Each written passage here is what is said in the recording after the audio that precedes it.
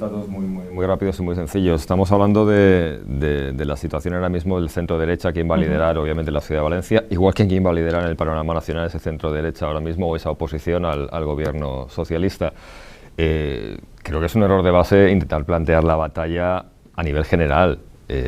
Todos sabemos, todos somos conscientes de que Ciudadanos tiene una estructura que es una estructura en crecimiento y que no va a pelear en todo el territorio nacional. Aquí creo que lo que importa en este caso son las grandes capitales, las grandes ciudades y los gobiernos de coalición. El hecho de que Ciudadanos vaya creciendo o haya conseguido crecer o mantener una estructura, pensemos por ejemplo en la ciudad de Valencia, que hace 4 años no había nadie y consiguieron 6.